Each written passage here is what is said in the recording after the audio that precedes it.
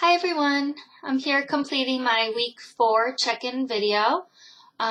Things are going really well at my placement at East Hartford Middle School.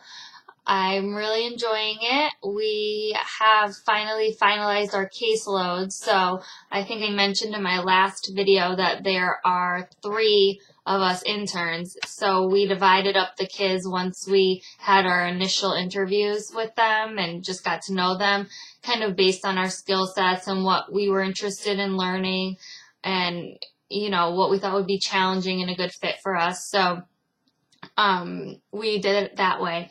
I have, I believe, 7 kids myself, and one of the interns, actually, I think I mentioned her as well, that was pretty shy and uncomfortable with the placement, is actually being moved to the community resource center of the school, because she spoke with my supervisor and she was really uncomfortable meeting with the kids, so she's going to move over. So we are kind of picking up her caseload, and we actually might get an extra intern to come in too. So there's a few of us, but it's good for group supervisions and, to learn from each other as well, different styles and techniques and working with the kids. I really like the placement there. With the caseload, it's hard because we had a certain number of kids that we were supposed to see come the start of the year, and it seems like every day they're adding a new kid to the caseload that has an IEP, an individual education plan, and those are the kids that we have to see, and it's required as a behavioral goal, the counseling for at least 30 minutes a week usually. But then we also have a number of informal students to see, kids that are struggling in some area of school, whether it be bullying or coming to school or being there on time or organization or anxiety with tests. I mean, you name it, they send them to social workers. So we have a bunch of kids that we're seeing, and sometimes it's hard to fit them all into the day, especially for me. I'm there in the mornings only for a couple hours a day. So we usually keep the kids like the 45-minute class periods. So seeing 2 kids takes up almost the whole morning.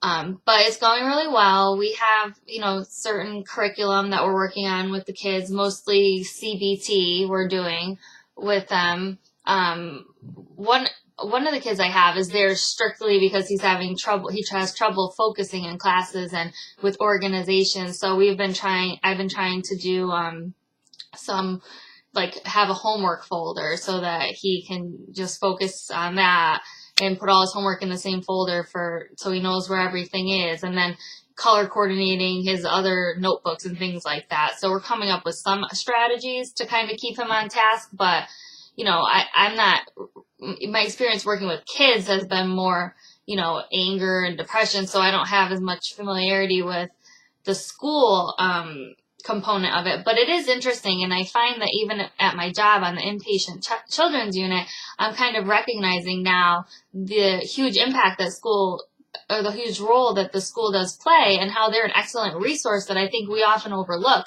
that we can really utilize upon discharge. So I found myself just within the last month being at the middle school, when kids talk about their anxiety at school or with test taking or with homework, I'm so quick to say, well, have you talked to your school social worker? So I think that this is really supplementing my work as well, doing my placement at the school. I have decided to go to the high school as well, the alternative high school, and as I mentioned, it's pretty intense there. It's a small school, only like 100 kids, but they're, the worst of the high school kids. So they're all the kids that got kicked out of the high school are there.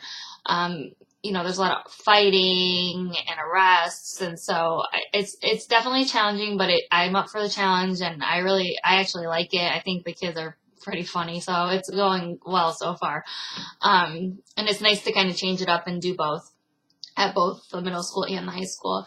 One thing that I kind of wanted to talk about with you guys is that one of my clients or my students is bullying another one of my clients, and it's pretty interesting because I'm working with both of them, so it's kind of interesting to hear the one side talk about being bullied and the other one talk about bullying, well, denied bullying, but And we had actually gone around and done presentations to all of the classes on the team about bullying and had them sign a form saying that they understood that bullying was wrong.